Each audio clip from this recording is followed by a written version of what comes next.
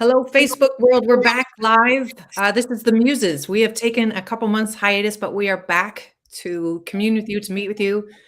With me, as always, are my lovely, lovely co-hosts and very deep hearts, Kat, Katie, and Steph. We're changing up the format a little bit this time. Since we'd had to take a break, just like everybody else, the world has taken us along on its wonderful little journey in the spinning cyclone that we've been all stuck in.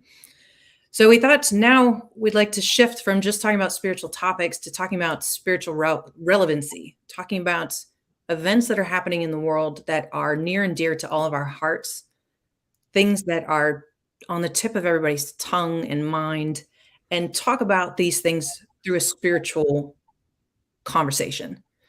Because honestly, with the world getting crazier and crazier, we all have the choice of to look at something as a 3D event or to look for the deeper spiritual meaning. So that's one of the things that we want to start doing on this show, talking about what is going on in the world and how we can reframe what we think, what we feel, what we're seeing to show a higher meaning, to show that it's actually not chaos at all. It's all divinely inspired.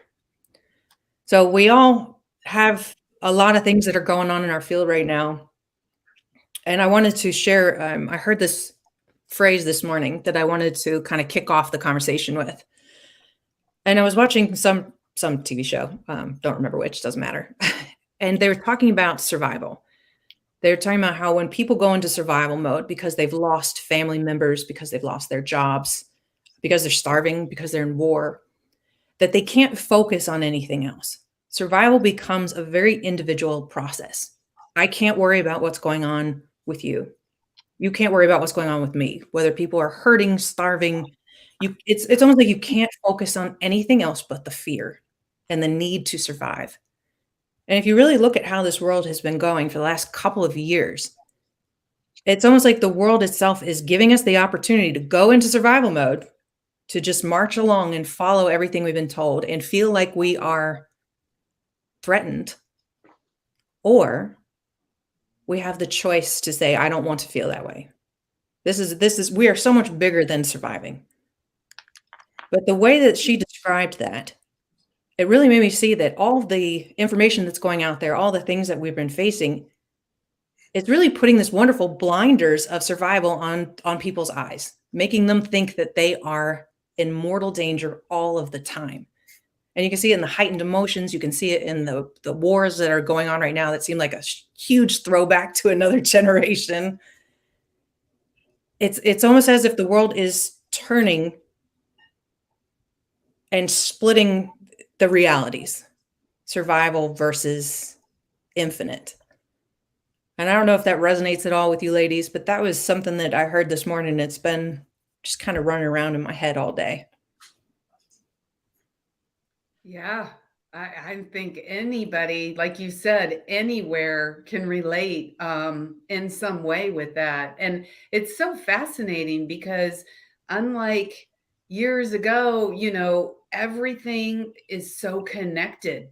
Globally, we are so interwoven now that you can, see and experience things happening on the other side of the world in real time that make you feel like it's literally happening to you, even if you look outside your window and you're just, it's a bright sunny day. And like you said, you're completely safe in the moment.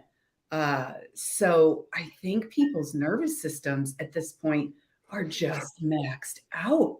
We just have, it's been a lot and for a long time, right? Like a couple years, it seems, of constant chaotic, in your face kind of energy. What do you guys think, Stephanie and Kat?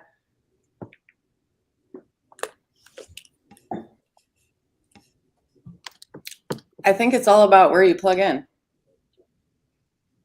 That's what I think. Because I can honestly say I feel like the last 2 years hasn't necessarily had that traumatic of an effect on me. I'm not in fear. I just don't live there. So it really is about where you plug in and what you're programming yourself with. that is there. The buffet is there to eat from. It's Okay. plentiful. But at the end of the day, it's about where you're plugging yourself in. And when you say plug in, I think it'd be helpful if you expanded on that. What do you I mean? didn't hear you. Because I think some people are going to think you mean which TV show you plug into. Ooh, thank you. Yeah, no, absolute opposite. Where you plug in your energy, where you plug in your focus, where you plug in your intention. Where are you headed? What are you doing? What are you consuming? That one's big. Because everything you consume plays into the vibration you keep, and energy attracts like energy. And next thing you know, you're consuming more trash if that's what you consume. So it's about conscious awareness and where you're plugging in, plugging into, healing frequencies and spiritual modalities and time alone and nature and the dirt and people who make you laugh and things that make you feel good. Dance, laugh, be with your friends, be with your community. Where are you plugging in? Yeah, or are you not plugging in anywhere at all? Right. That's just what I think of. Because there are still, I think, some holdout people kind of who maybe, I don't want to call them holdouts. I just want to say some people who are still living into the illusion of that is always created in different ways and in different intensities by culture. Agreed. And I think that the separation between different groups, it feels so much more dramatic now than it has before. I mean, just like what you're saying, Steph, you've been living in joy these last 2 years. And I 100% agree with that. I feel the same way. But when I have conversations with family, with friends, and I hear how stressed they are, it almost feels like talking to another species. I can't even fathom how you get to that place at this point, but they're there. And more people are going to that, are making the choice to go to that realm. Well, I would say more and more people are choosing to step out of that. Absolutely. The split is happening. I mean, it's right in front of us. There's something about that I don't like. There's something about that I don't like the way it feels. The split is happening. The dimensional, I guess I'll specify. Dimensional, vibrational. I'm not buying. Maybe not split. Maybe shift. Yeah, and I also am questioning at this point the perception that I think is prevalent of like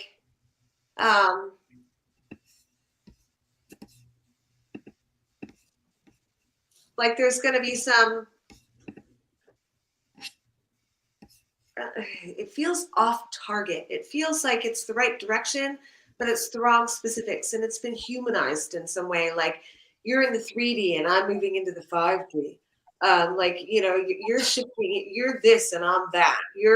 I'm shifting into this. I'm not saying you're saying that. I just Yeah. We're on the same page. Not our conversation necessarily, but this whole conversation around,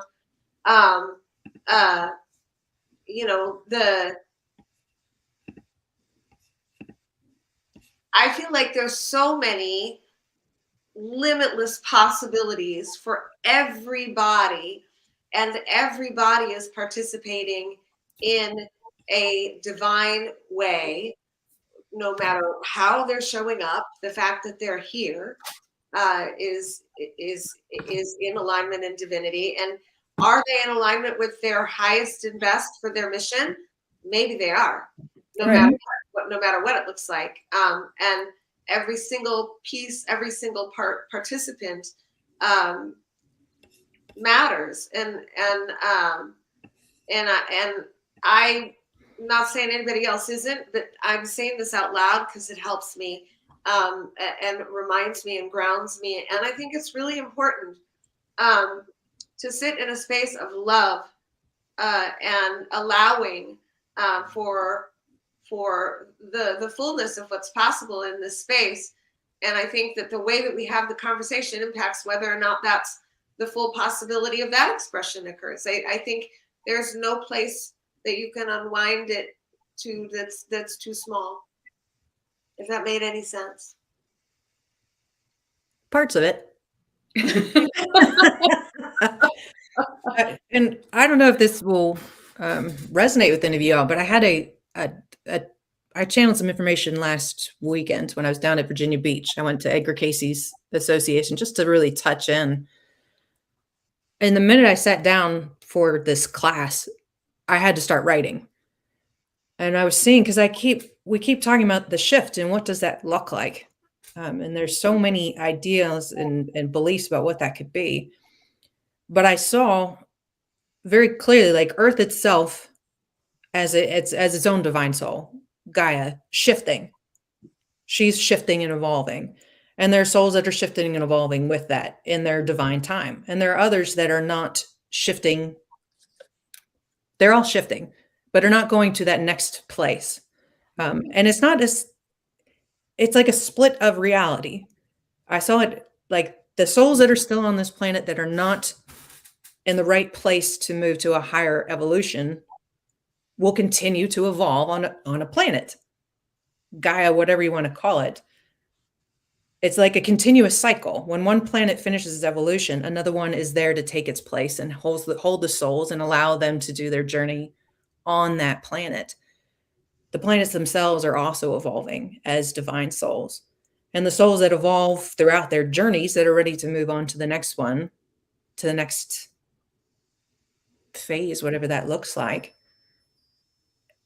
It was a split in that sense versus like, we're going to go to the right, you're going to go to the left. It's seamless for the people that still want to be here and have divinely chosen to be here. For those who have come specifically to help with the evolution and with the shift, you'll notice the shift. I think if you're not here to be a part of the shift, you probably won't notice that anything's happened. I don't know if that resonates, if that makes any sense. It aligns with some things that I've seen different writings on recently. I was just actually looking, it popped into my head as you were talking about it. But it was written by a yogi. It was all about, bringing the body online, the ascension of the body, the codes of the body in relation to the codes of the earth and how the planets shift. Mm. The codes of the planet also shift. Really, really interesting stuff. Mm. I'm still looking. So as soon as I find it, I'll pop it into the chat.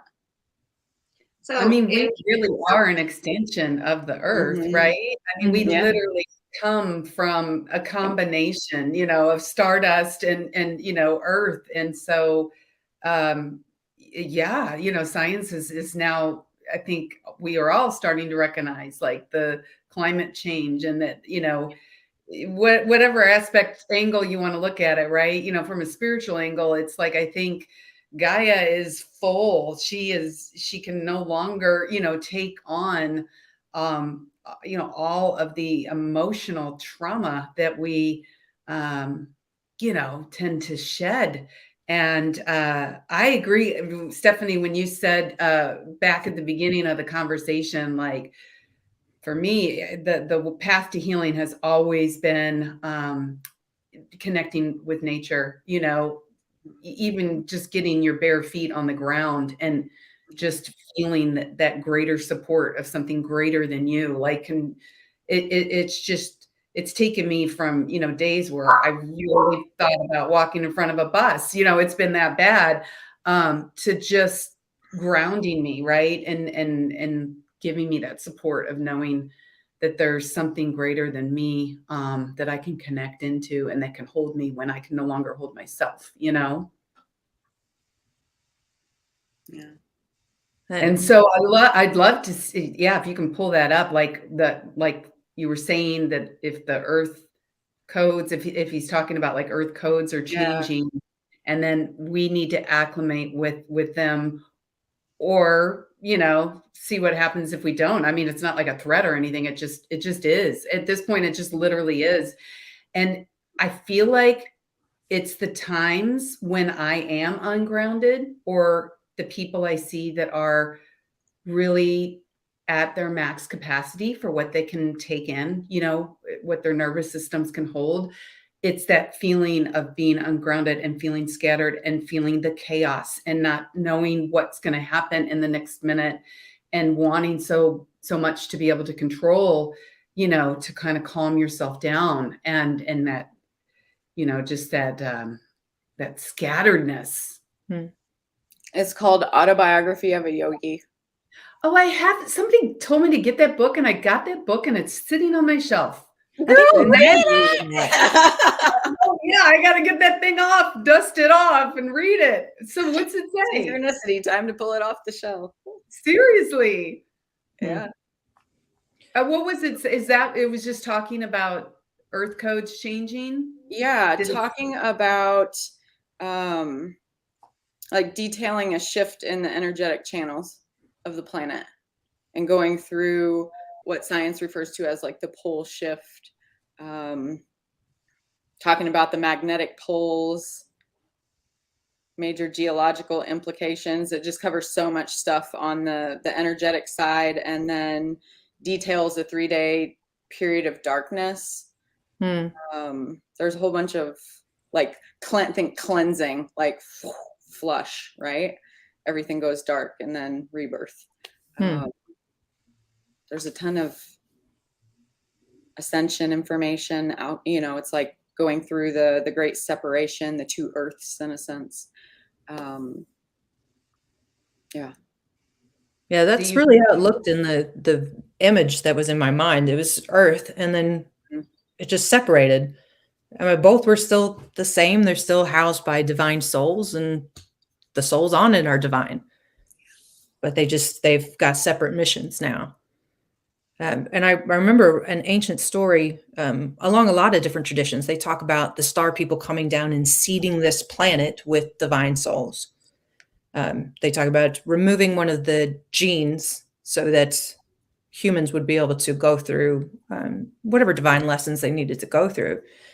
The souls that do that are often the souls that evolved from the planet before. A lot of people talk about like the Pleiadians were the planet directly before Earth that went through its ascension. And then the Pleiadians came to Earth and helped to seed spirit and to give everybody the opportunity to go through their cycle here. So seeing that idea of the Pleiadians being able to split off and now seed the next planet,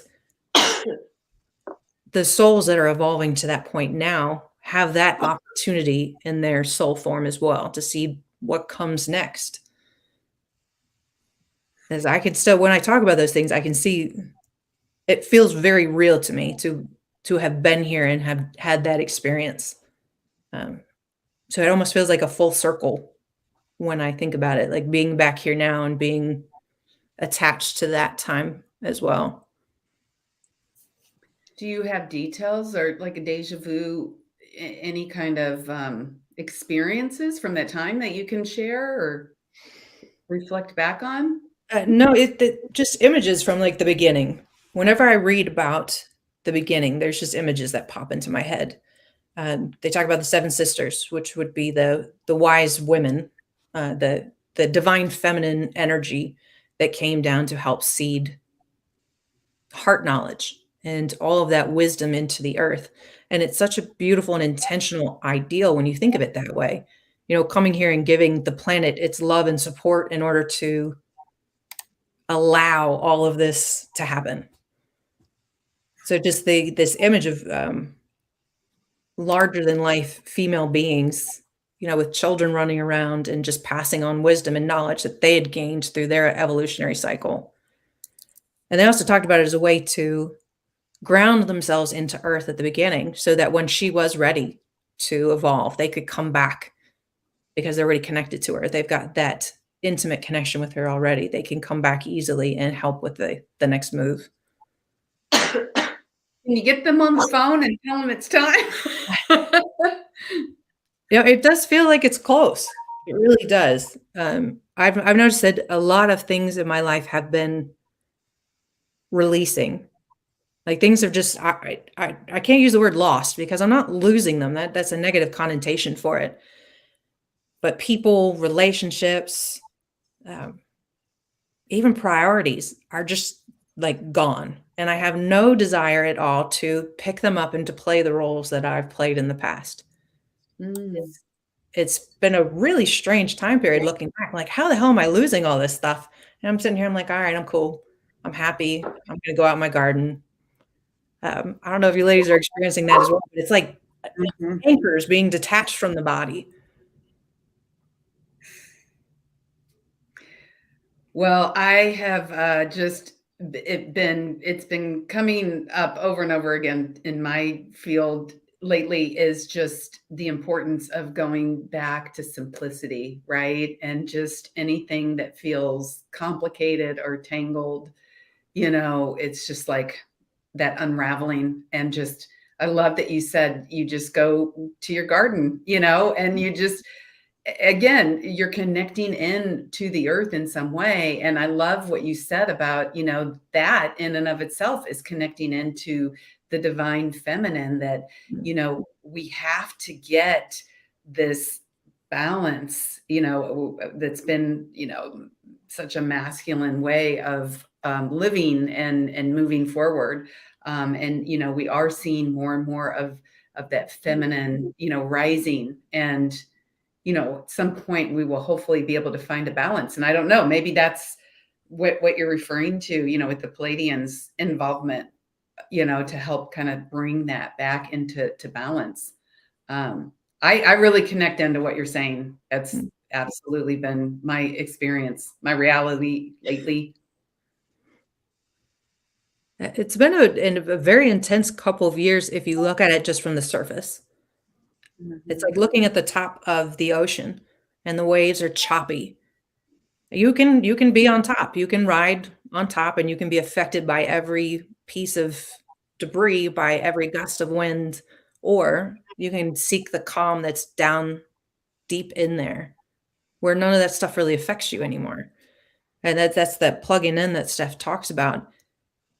Um, I totally grasp the imagery of plugging in. For me, it's like turning off, like detaching versus what I'm tapping into is, and it's only occurring to me now while I say this, even coming into this existence, I felt very connected and very sensitive as a child. I was often always teased about it by my family. I'm too sensitive.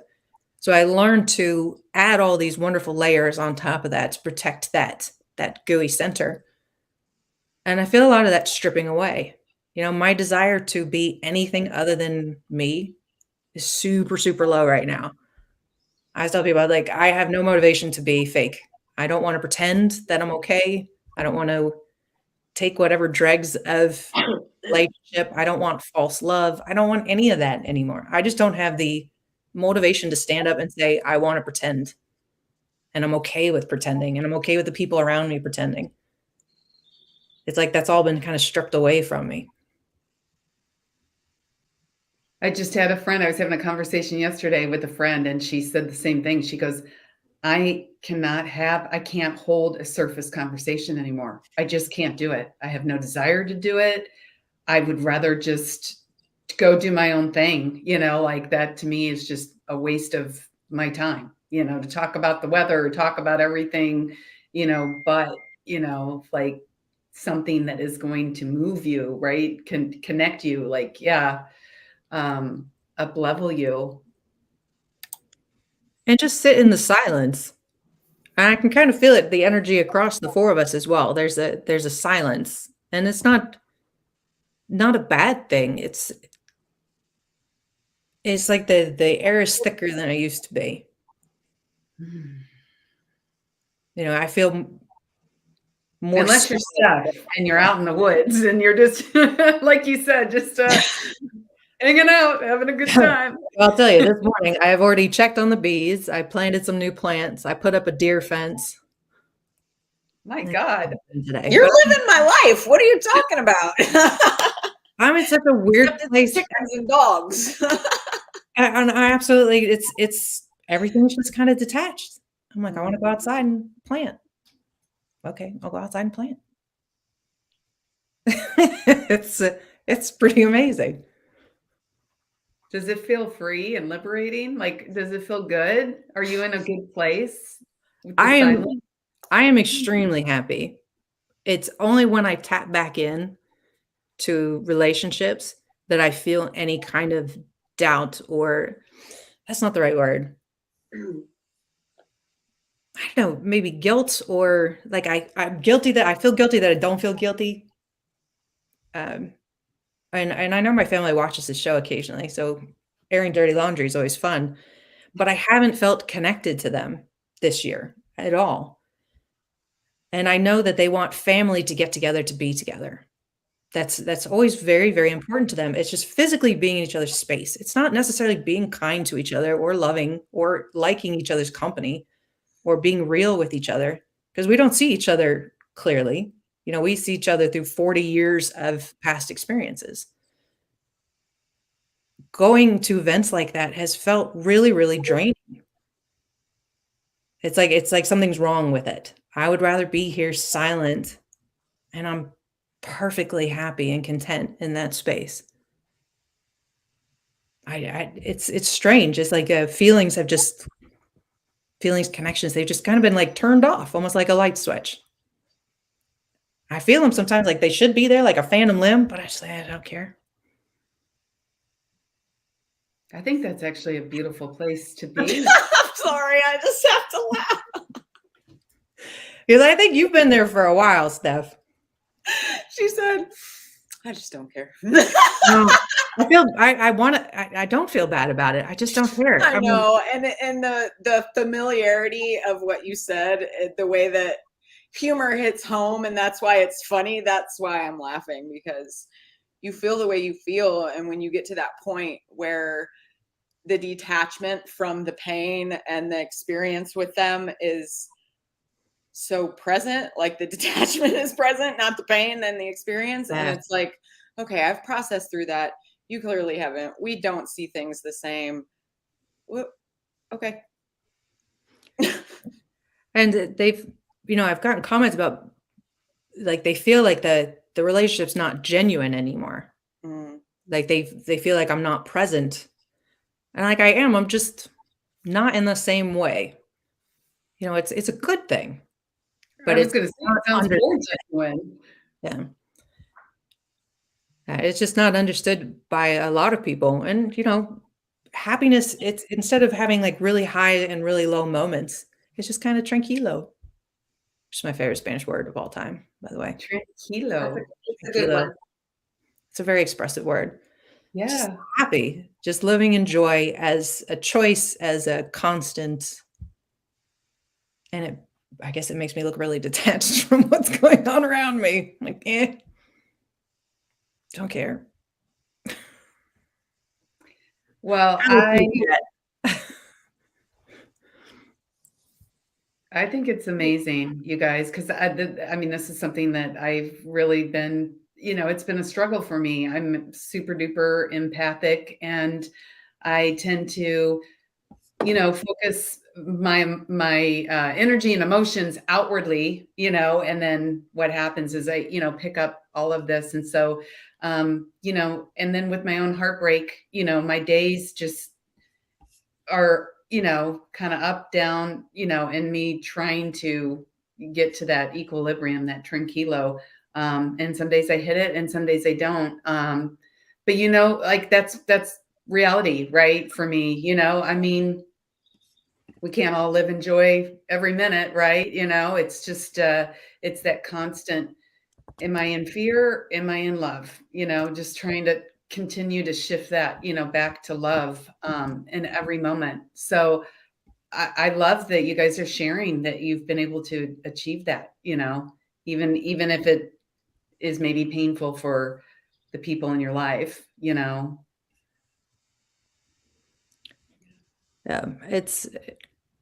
And I recently tapped back into the work environment that I used to be in. so working with the military and all the rest. And I was hesitant to go back into that realm because it had burned me so damn badly. And it's a very toxic place. But I'm coming from a totally different experience now than I was then. The desire to achieve, to fight, to struggle, to prove myself. It's like I hear little nigglings of it that is still like, oh, I should, but no, I don't care. And it's such a weird experience. Everybody else is spinning and stressed. I'm like, we'll get through it. You even said it when we were signing on. You're like, you're so calm. I'm like, Everybody needs somebody like you in the room, though, right? You're kind of that pillar that is grounded, right? And while everybody's spinning out, you're like, we'll get through it. That's a beautiful thing. And it's because you've done the work on yourself, right? To get to that place.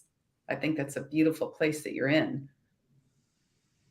I remember you sent out a post months ago about, I cannot remember the name of them, spirits that had already gone through their evolutionary cycle that were coming back solely to serve. They're I can't remember what they're called. But that idea really stuck with me. It's not just about me going through the lessons and going through hardship and how do I deal with it and all the rest. That bigger aspect of service has always really resonated with me. So it takes a lot of the personal drama and puts it into a perspective. It's just not as big as other things. Thank you for, doing that, embodying that, being that, and then, like coming on, a show like this to be able to emulate that, so that other people can see that is possible, that's attainable. I think that's absolutely beautiful. How are you doing on your journey? I mean, you've had so many painful moments over the last couple of years, and moving into shifting, to working with your son in the form that he's in. How is all the spinning of the world going with that? Like, how do those relationships work? Well, it is interesting. Kat and I were recently together. We spent a weekend in Sedona. And when I came in, we had an hour to kill before we had to pick our friend up. And so she said, hey, I know of a bookstore that's got, how they have like psychics or, tarot card readers or whatever. And I said, oh my gosh, let's go, and we end up just winning the lottery because the gal that we got was, I think she did it all. She was the psychic. She did, card readings, and she was a medium. And so I said, oh my goodness, if you're a medium, I would love if you could try to connect with my son, because I connect with Parker and we have our conversations, but sometimes, we all like, it's so helpful to have like a third party, like that can do it, easy. And then you can just sit back and like really take it in instead of, trying to be in it. And it was so fascinating because, these times when I connect with Parker, especially if I'm doing it like in a situation like that, where I'm like, okay, tell me, what do you have to say? And I'm always waiting for like these profound, because I'm like, oh my gosh, Parker's in this place of all knowing and just all love. I mean, just pure consciousness. And so surely he's going to tell me like how to save the world or, like some super powerful thing. And it always comes down to just, love and these simple things, getting back to the simple things. But at the end of this session, I said, what advice, would Parker give to me? And we really are here to have an emotional experience. I mean, emotions are energy in motion, right? That's kind of the next level when you get into the human design aspect, that, what the background frequency is resonating at, that's like, influencing us with the neutrinos that are moving through us. And we are moving into this broader awareness, tapping into the super conscious, being able to tap into our unconscious, thinking and whatnot, and really tapping into spirit awareness. And how do you do that? You do that through emotions, right? That's how you feel. That's how you take life in. And it was interesting because when I said, what advice, Parker, give me something, you're up there, I'm down here, help me out. And he said, what advice is there to give to somebody that has mastered their emotions to the level that you have? And I said, it really, gave me pause to validate a lot of the things, that I have been studying in human design. And to your point, Chris, it's like, I feel like when you're describing yourself, I was thinking of that moment, when Parker had said that, because you're saying, I kind of have moved through all of these experiences and all of this, this emotionally, to the point where I am able to detach in a healthy way, not detach like I'm going to check out with a bottle of booze and, like I just can't, interact with anybody anymore, which unfortunately, I think all of the isolation that so many people have been through for the last, year. I mean, they're still in China, I think, doing lockdowns in different places. Unfortunately, we've had to deal with. But that is kind of, again, like, what Parker's, saying is, you can have an emotional experience, but it's letting it move through you. And instead of trying to like resist it or hold on to it or move it a different way, because it doesn't feel good, and trust me, like I cried this morning, it's like pretty much, maybe I get lucky and I might go one day, but it's a part of my life, and I've learned now that, I'm learning to be okay in the messiness, and to just show up how I am in the moment. And sometimes I really question, like my daughter, got a degree in biology, and I asked her one time, I'm like, is there a physical point where you literally run out of tears? Because sometimes I'm like, how can a human body cry this much, and hold this much? But it is just moving energy, and we think of being sad and we think of all these negative things. Like we were talking, like, oh, everybody wants to be in that state of joy, all the time. But that's just not why we're here, right? We're here for the contrast. That's what Parker always tells me, Mom, you signed up for the contrast, like that's where the juiciness is, right? The juiciness is those high highs and those low lows, those are the things you remember when you're looking back on your life, doing that little flash of what's the meaning, what's the matter, what's it all about. So I just want to, I guess my 2 cents is to anybody out there is to just, you're never alone, even if it feels like you are utterly alone and you're spiraling, down into the well. There's always, I go into my Qigong, with the universal energy. You're always being supported. The air that you take in, it's letting you know you're not alone, right? It's alive. It's energy. The frequency of the earth, the magnetic resonance. Just connecting in nature when sometimes people are mean, and it's a lot. And so I know it sounds like corny and like childlike, but I go out into the woods. I go for a hike pretty much every day, and it's like the plants are nice. They don't yell at me, right? They don't betray me or what. They're just there, and they're just giving me oxygen and light and showing me the seasons and the cycles, and that yes, the leaves can fall off the tree, but then we get spring, and all of it's connected to a bigger cycle and a bigger rhythm. So yeah, you're never alone. And we deserve to be messy. We deserve it's okay. You know, we don't have to be perfect all of the time. You know, I mean, Parker said it, you know, we're here to have that emotional experience. And the more you can learn to do that and to be okay with that and to just let it move through you, the more wise you'll be, the more life experience you'll hold, the less disease you'll have. Because, you know, like with the frequencies, the biofeedback work I do, I have now gotten a library that can show you in your emotional layer. You know, it'll compare the resonance of your emotional layer and show you what you're holding emotionally that will manifest in your physical body. That's, you know, the emotional layer is literally right outside our physical body. So that's where it moves. And it is spot on.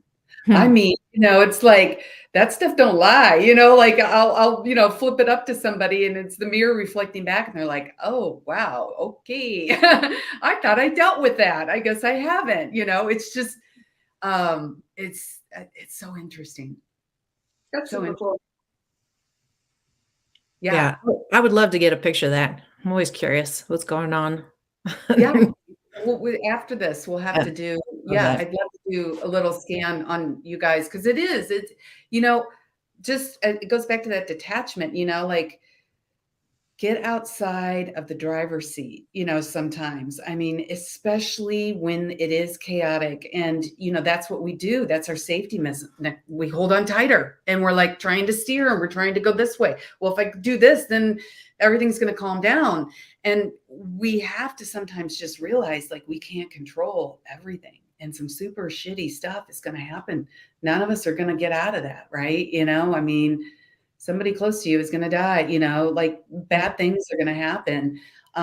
But just being able to get outside that driver's seat and get into the passenger seat sometimes, that's when you can watch that happen in a less attached way. My daughter and I went to LA a few months back, and we were staying, you know, like a block from the beach. And so she was running me around, you know, 20 something. And I'm like, I just want to see the sunset, you know, can we just see the sunset? So one night, you know, we were like, hey, the sun's going to set in like 20 minutes. Like, I'm like, come on, let's go. So we were kind of, you know, running down there and I was all like excited because, you know, me, I love to connect with nature. And the beach has hundreds of people on it, right? You know, what are the chances?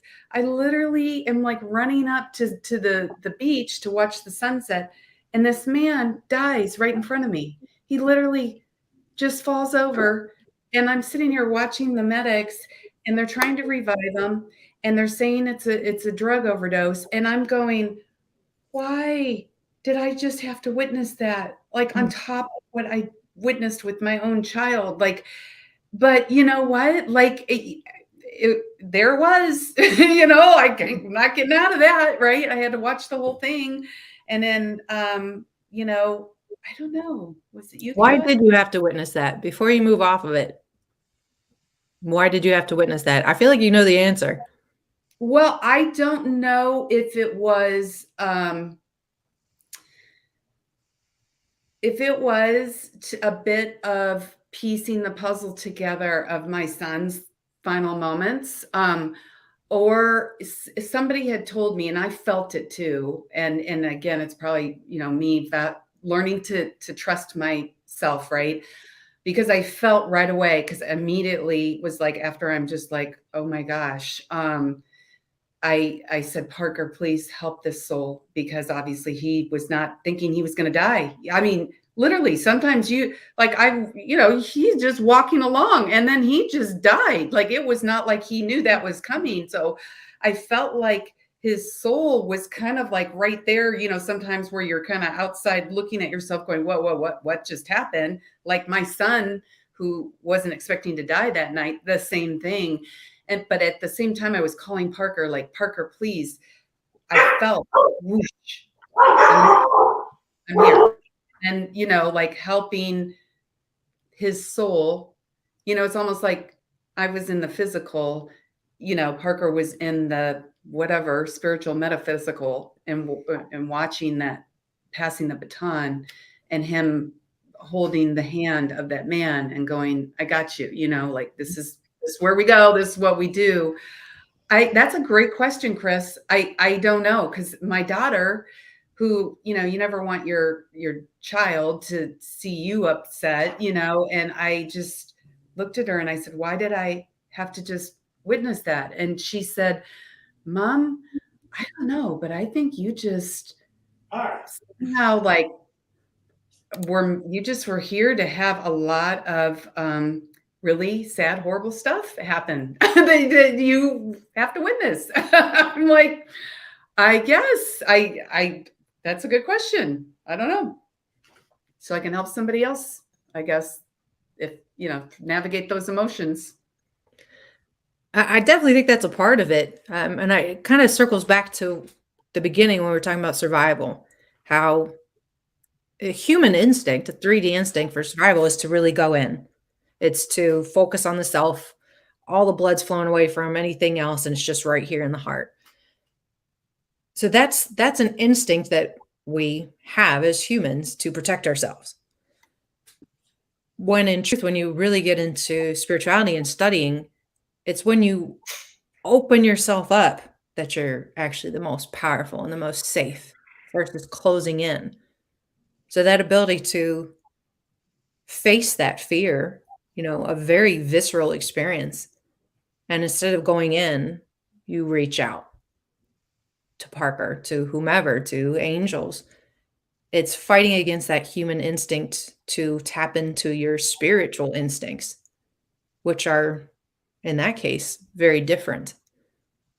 And it's the same thing with all the stuff that's going on in the news. You can watch that and have that survival instinct and crunch in, or you can open your heart and just allow that beautiful love to go wherever the hell it needs to go. I probably can't say that with a curse word in it, but y'all know what I mean. It doesn't negate anything. I don't know if that resonates. Yeah, that was helpful. Thank you. Because that is where freedom lies, right?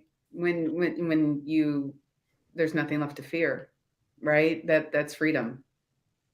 And you're right. The more you tighten up, that's fear. Not to say I don't do it myself. I'm not coming from a place of that. Viscerally, I get it, what you're saying. That fight or flight that we always talk about, it's the more I think about fight or flight and what it does to the body, the more I realize it is very much programmed in so that we can have that human experience, so that we can face those highs and those lows. But that's not our natural form, is to have fight or flight. That's not a part of the spiritual existence, which is maybe why we have to come down into a physical form, because we don't need to experience that. So you don't need to have it. It's not a part of who and what we are. So if we're conscious of that and we realize that that's what we're doing, we can consciously stop it. Maybe just by being aware that it's happening and that's not the state that you want to be in. I'm not putting that out to you. It's more like the whole world. Anytime you start feeling that, shoulders crunching in, that panic, whatever your trigger feels like, ask yourself if that's how you want to be. And if not, then just stop. See if that, just being aware of it and the fact that you're a divine soul, you're not just a human, takes that fight or flight out of the driver's seat. I think it's one of the reasons that we all need each other so much. It's one of the reasons that humans connect with each other so much. Because we'll forget. That old expression, you're born alone, you'll die alone. That's awful. That is awful. And they program that into children. That's just not true. You're never alone. And the more you connect with people on a real spiritual level, on a level of heart, the less alone you will ever feel.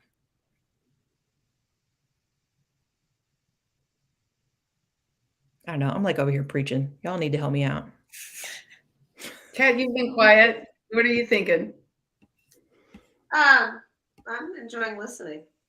And have had to mute myself a lot because my dogs are flipping out every time somebody does something outside. It's been good. I haven't heard one bark. Good. because they were really loud.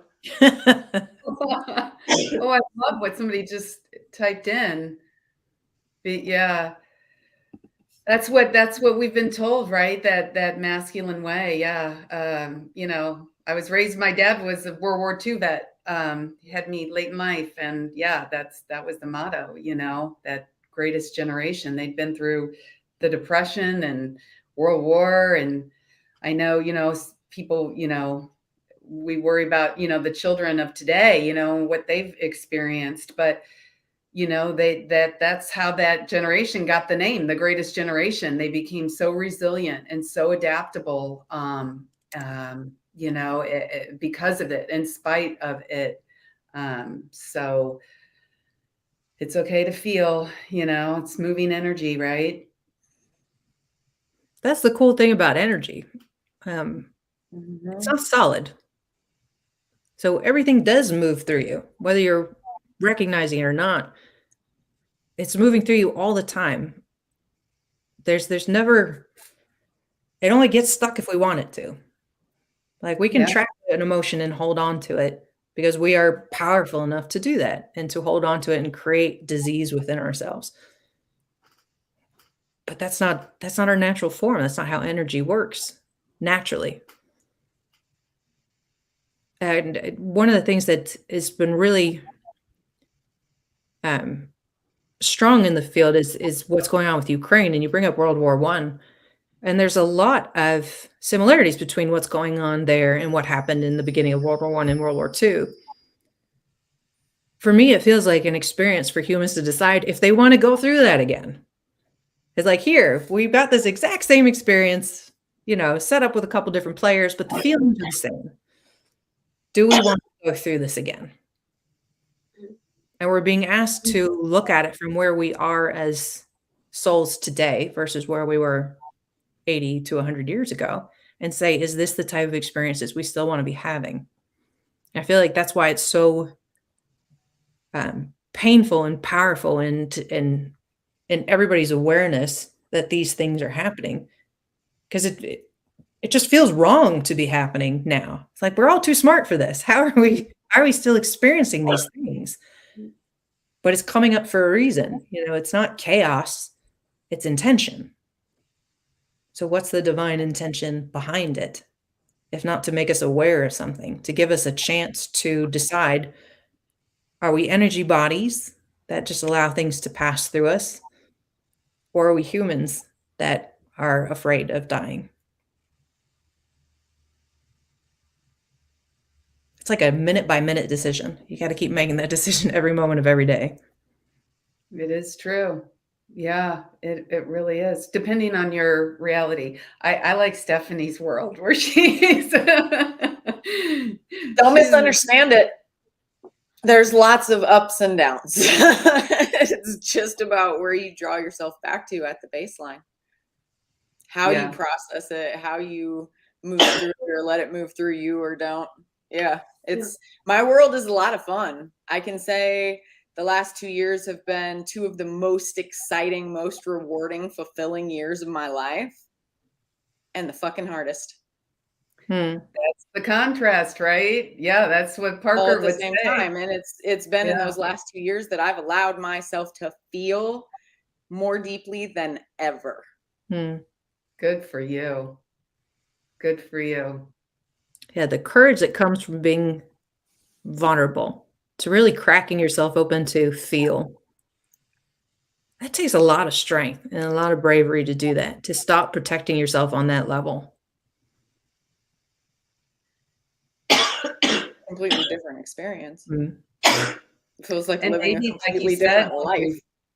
Yeah. What'd you say, Katie?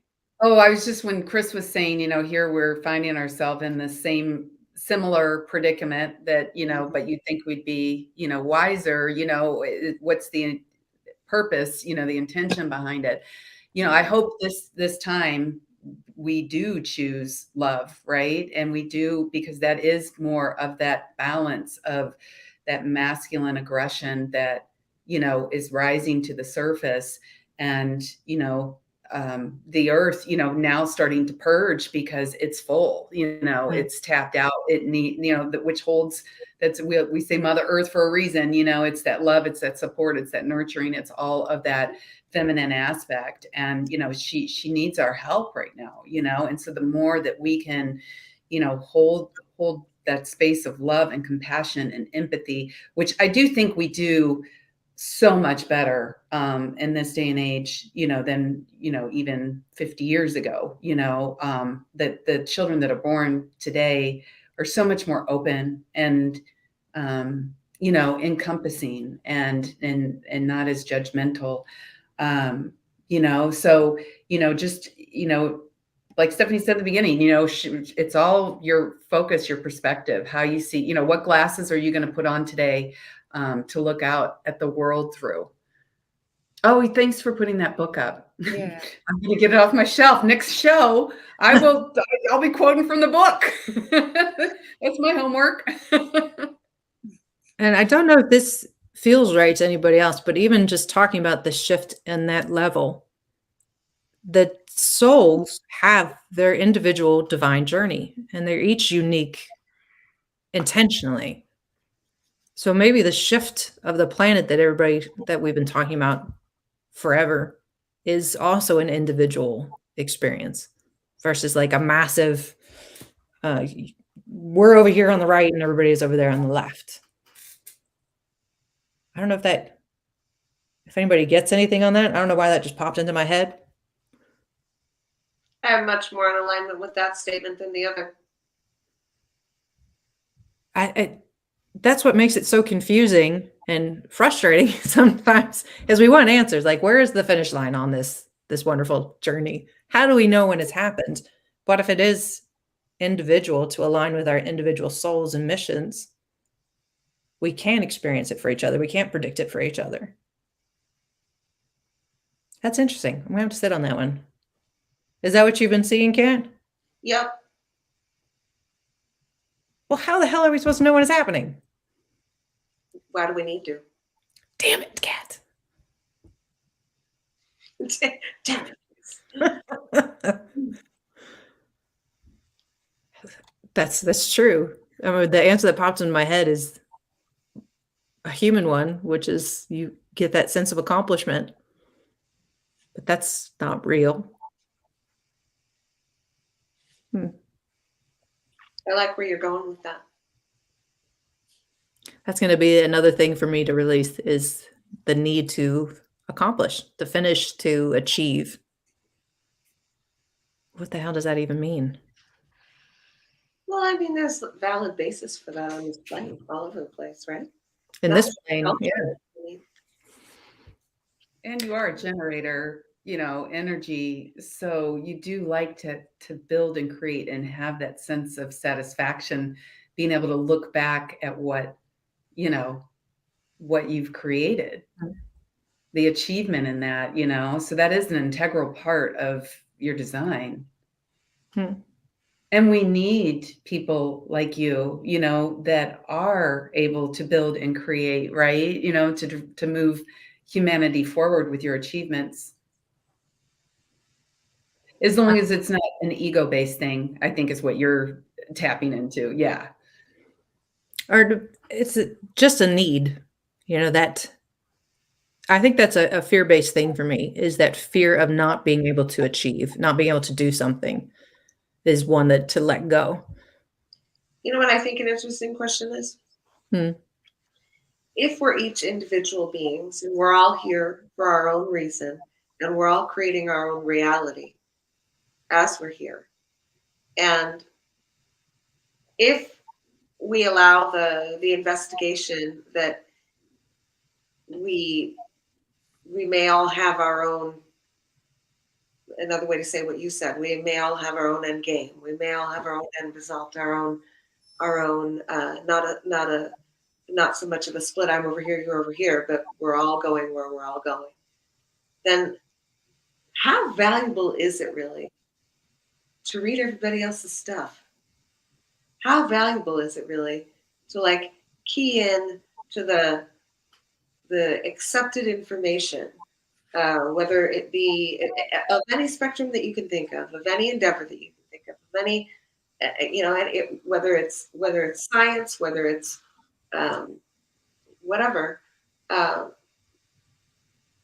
I think the import of that is to allow it to stoke something in you that you can go further with and connect yourself to what exists beyond the veil and follow your own intuition or your own journey and what feels right for you. I think there's no higher operation. I think there's no more effective way to get information that is accurate and pertinent for your own journey. I completely agree. And the word that kept popping in my head when you asked the question was inspiration, more than guidance. It's just gives you ideas to let you tap into your own wisdom and your own guidance. Yeah, if we accept somebody else's experience as our truth, we're in trouble. Yeah. Darn right. Darn scootin'. Darn tootin'. Darn tootin'. That's what I like darn scooting way better. Oh my gosh. Well, look at that, you guys. An hour went by so fast. It's so good to just, hang out with you guys and just go deep. I don't think any of us here, enjoy the shallow, right? We are here to go as deep as we can and be inspired by it. And hopefully, our discussions inspire you as well. We plan to continue to do the Muses show. We are back and we are excited. So we're going to come on once a month instead of every week, just because of our schedule, so it's easier to coordinate. But tune in the second Wednesday, I'll get it, of every month, same time, and join us. And we'd love to hear from you. If you've got, any topics you want us to toss around, please, put them out there on the group page and share this out. I think, all of our unique perspectives, like we just said, maybe will provide inspiration for somebody, that's really struggling or, in need of seeing things from, a different perspective, a different way. So with that said, we thank you so much for being a part of this community and wish you lots of love, lots of light, and we'll see you this time next month. Bye.